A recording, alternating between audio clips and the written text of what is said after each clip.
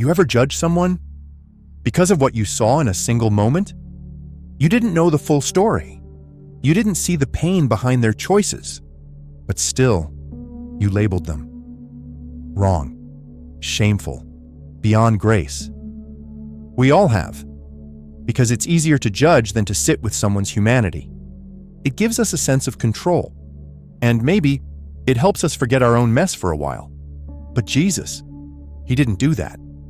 When they dragged a woman into the temple courts, accusing her of adultery, demanding punishment, they asked Jesus to condemn her. And what did he do? He knelt down and wrote in the dust with his finger. He didn't answer the shouting. He didn't entertain their pride. John 8:7 says, "Let any one of you who is without sin be the first to throw a stone at her." Then, silence. One by one, from the oldest to the youngest, they dropped their stones and walked away. Not because she was innocent, but because he reminded them that none of us are. That is not weakness. That is mercy with weight. That is strength that doesn't need to scream. Welcome to the space between judgment and mercy. Judging comes easy. It protects our pride, makes us feel strong, in control. But Jesus showed us something stronger. Mercy. It's not passive. It's not weakness. It's power under control. Luke 6:37 says, "Do not judge, and you will not be judged. Do not condemn, and you will not be condemned. Forgive, and you will be forgiven." When someone hurts you, what do? Strike back? Shut down? Walk away? Jesus didn't say forget. He didn't say ignore. He said, "Blessed are the merciful, for they will be shown mercy." This video isn't about pretending. It's about choosing the harder thing, to hold both truth and compassion, to see people not for what they've done, but for who they still can become. Let's learn how, together. 1. The power of the pause. Do not judge, or you too will be judged. Let's start with something we all feel but rarely admit. Most judgment comes fast. We don't even need the full story. We just need one scene, one headline, one rumor. And suddenly, we're the jury. Someone lies to you. Someone lets you down. You don't just get disappointed. You define them. This person is dishonest. They're fake. They don't care. And just like that, you've sealed the case. But here's the hard truth. That kind of judgment is almost never about the other person. It's about us, about our pain, about our need to feel in control when we've been hurt. Now think about what Jesus did when a woman was thrown at his feet. She wasn't just accused. She was caught in the act. The law said she should be stoned. The crowd had stones in hand, and all eyes turned to Jesus. "Say something," they demanded. What does he do? He doesn't respond. He doesn't react. He doesn't even look up. He stoops and starts writing in the dust. That pause, it wasn't hesitation. It was command of the moment. He created space between the noise and the truth. And in that silence, people had to face something they weren't ready for, their own sin. Matthew 7:1 says, "Do not judge, or you too will be judged." Jesus knew this wasn't just about the woman. It was about the impulse in all of us to condemn quickly. Because it's easier than confronting our own flaws. What would have happened if he reacted like the crowd? What if he gave in to pressure? She would have died, and they would have walked away feeling justified. But Jesus interrupted the pattern. He slowed everything down. He let grace breathe. And that's what we need to do. Not just in dramatic moments, but in everyday ones. When your spouse says something sharp, when a friend disappoints you, when someone online pushes your buttons, pause. Don't fake calm. Don't pretend it doesn't hurt. Just pause long enough to let your response come from a healed place, not a triggered one. Ask, am I judging, or am I actually projecting? Because judging without pausing is just emotional laziness. It looks strong, but it's just a shortcut. And shortcuts always lead somewhere shallow. Jesus didn't take shortcuts. He took moments. And in that pause, he didn't just protect one woman. He revealed the heart of everyone in the room. That's what real power looks like. Not louder, not faster, just quieter and deeper. 2. The mirror test. Looking inward before you call someone out. Why do you look at the speck of sawdust in your brother's eye and pay no attention to the plank in your own?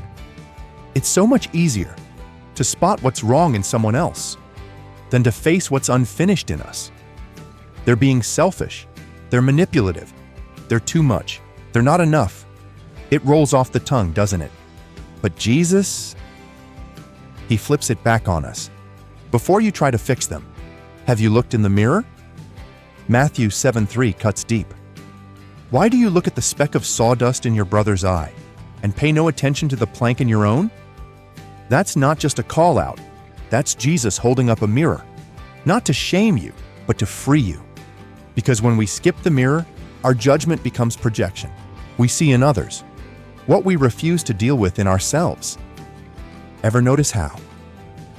The thing that annoys you most in someone else is often something unresolved in you. You hate that they're insecure. But deep down, so are you. You're mad that they lied. But maybe you're still covering your own truth. The mirror test is brutal, but it's holy. Because the people who are most reactive, who jump to correct, call out, criticize, are often the least aware of their own blind spots. Jesus wasn't against calling out sin. He just made sure you checked your own heart first, because unchecked judgment makes you feel powerful, but it disconnects you from grace. And you can't give what you're not living. So next time you're ready to tell it like it is, pause. Ask yourself, is this correction or deflection? Is this love? Or is this pride wearing a mask? The strongest people aren't the ones who see everything wrong in others. They're the ones who've done the deep work in themselves and speak from a place of humility, not superiority. Jesus didn't shame people into changing. He saw them clearly, but never without compassion. The mirror test is hard, but it's the only way. We stop being judges and start becoming healers. 3. Grace as high ground, when forgiveness is the most powerful move. Let's be honest, forgiveness is not natural. When someone hurts you, your first instinct isn't compassion. It's defense. It's justice. It's, you don't get to walk away clean after what you did. Because somewhere deep down, we think forgiveness is weakness. We think letting go means giving up ground. But Jesus saw it the opposite way. He didn't just forgive to be nice. He forgave with clarity, with intention, with strategy. Think about the cross, the blood, the betrayal, the pain that came from the very people he came to save. And what does he say? Father, forgive them, for they do not know what they are doing. He saw them in all their cruelty, their blindness, their hate, and chose to forgive anyway. That's not softness. That's dominion over offense. Because he could have cursed them. He could have called down heaven's fire. But he knew, if pain controls your response, you've already lost the higher ground. Forgiveness isn't about forgetting what happened. It's about refusing to be shaped by what happened. It's choosing to live free from the weight of bitterness. And Jesus wasn't just demonstrating that from the cross. He taught it. Love your enemies. Do good to those who hate you. Bless those who curse you. Pray for those who mistreat you. He didn't say that because it's easy. He said it because it's liberating. You don't forgive because they deserve it. You forgive because you're done letting them own space in your heart. Because the longer you hold on, the more you're bound to them. But the moment you forgive, you reclaim your energy, your voice, your peace. Forgiveness is not the absence of justice. It's trusting that justice isn't yours to carry. It's stepping out of the story they wrote for you And into the story, God is still writing through you. So you don't forgive to let them win. You forgive because you've already risen above the need to win. That's not giving in. That's taking your power back in the most radical way. That is the high ground. 4. The shift of motive, acting from love, not ego. Neither do I condemn you, Jesus declared. Go now and leave your life of sin. Sometimes, what looks like moral courage is actually just ego dressed up in religious language. We call it accountability. We say we're just being honest. We hide behind Scripture. But in reality, we just want to be the one who's right. We want to speak last, to correct, to feel one step above someone who failed. And then Jesus walks into the story and flips that motive inside out. In John chapter 8, the Pharisees bring a woman to Jesus, not just accused, but caught in the act of adultery. They interrupt his teaching, throw her in front of the crowd, say to him, "Teacher, this woman was caught in the act of adultery. In the law, Moses commanded us to stone such women. Now what do you say?" But they weren't interested in justice. They were using her shame. To test his authority, Jesus doesn't respond right away. He bends down and starts writing on the ground with his finger. They keep pressing him, demanding an answer. And finally, he looks up and says, "Let any one of you who is without sin be the first to throw a stone at her." Then he bends down again. Silence falls. No one moves. One by one, the accusers walk away. And then, just the woman is left. Jesus straightens up and asks her, "Woman, where are they? Has no one condemned you?" She replies, "No one, sir." "Then neither do I condemn you," Jesus declared. "Go now and leave your life of sin." He doesn't excuse her sin, but he also doesn't shame her. He separates her worth from her mistake. He sees a person, not just a moment. And here's the hard question for us. Are we correcting because we care? Or because we need to feel superior? Because love doesn't need to dominate. Love doesn't speak to impress. Love seeks redemption, not applause. Jesus didn't use the moment to elevate himself. He used it to restore her. And maybe that's the shift we need. Not to ignore sin, not to soften truth, but to make sure our motive isn't pride, masquerading as discernment. So next time you're ready to call someone out, pause and ask, is this about love or is this about me? Because the ones who threw stones were technically right. But only Jesus had the authority to restore, and he chose mercy. 5. Mercy isn't weakness, it's emotional mastery in disguise. Let's clear something up.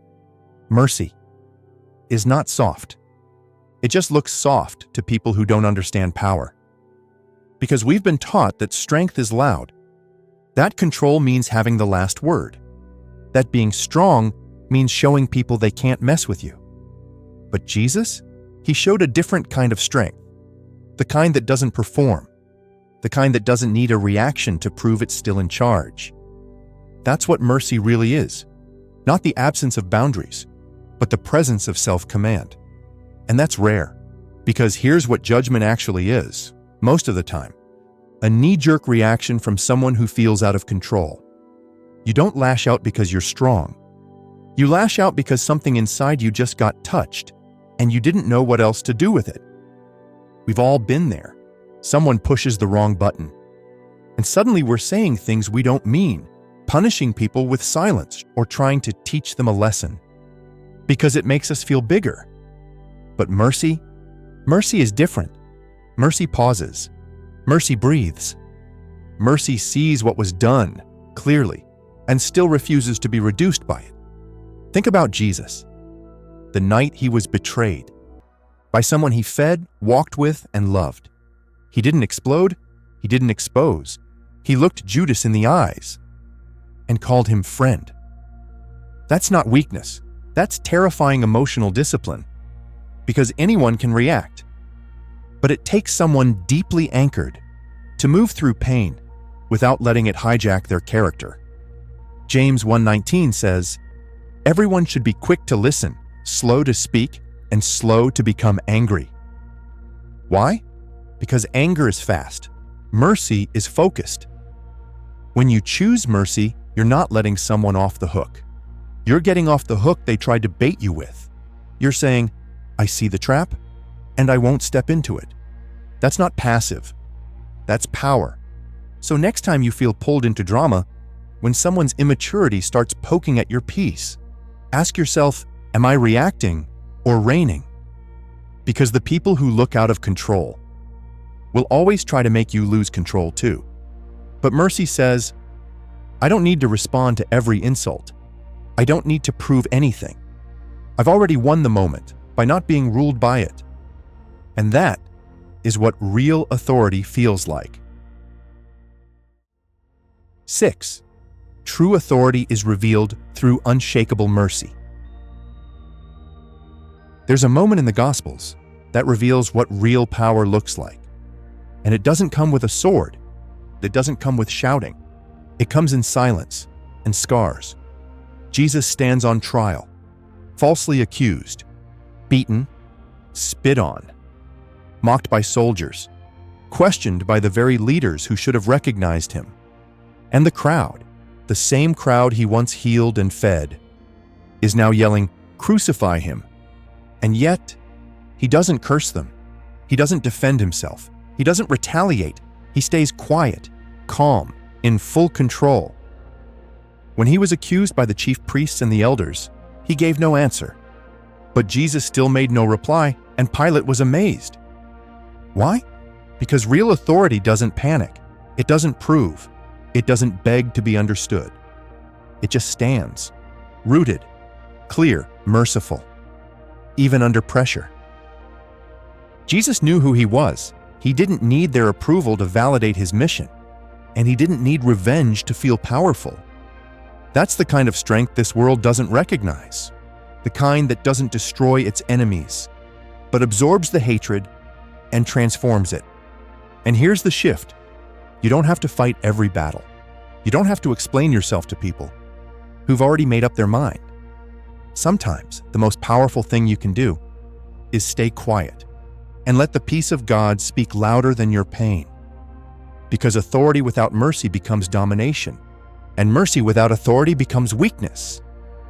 But when they're fused together, that's dominance in the spirit. It's when you can walk into the fire unshaken and still choose kindness. Not because they deserve it, but because you're too grounded to be pulled out of character. So if you're ever standing in a moment where everything feels unfair, remember the king who stood silent before the ones who condemned him, and yet, from the cross, said, "Father, forgive them, for they do not know what they are doing." That's not passivity. That's the highest form of power. Because nothing is more dangerous to darkness than a heart that can't be provoked.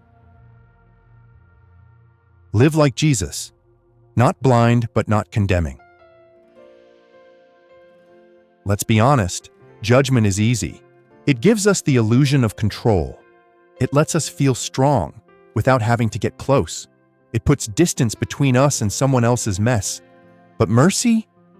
Mercy takes courage. It asks us to stay, to be present, to stay soft without being naive, to see clearly and still choose grace. And that's what Jesus did. Again and again. He never denied the truth, but he never used it as a weapon. He could name sin and still see the soul behind it. He could confront darkness without becoming harsh himself. That's the tension we're called to hold, to live awake, but to love anyway. Not the love that says, everything's fine, but the kind of love that looks someone in the eye and says, I see you, I see what you've done, and I still choose mercy. So here's the invitation. Next time you feel that rush, that urge to judge, to speak too fast, to call someone out, pause, put your hand on your chest, take a breath, and ask yourself, is there enough mercy in me to do this the way Jesus would? Because in that moment, you're not just deciding how to treat them, you're deciding who you are becoming. Anyone can point out failure. Anyone can throw the stone. But it takes someone brave to offer grace, someone who's been with God long enough to know how gentle He's been with them. So today, choose mercy, choose clarity, without cruelty. Choose love. That costs something. Live like Jesus, not blind, but not condemning. And if this message hit something deep, don't rush past it. Let it stay. Let it settle into the places that need healing. Let it shape how you speak, how you forgive, how you lead. Because the world doesn't need more noise. It needs more hearts that look like heaven. If you're ready to learn what it truly means to love like heaven does, don't miss the next video, Love Like Heaven Does, The Art of Loving Your Enemies. Because mercy isn't the end of the story. It's where transformation begins. So let today be different. Let it start with the way you see. And from there, let it change the way you love.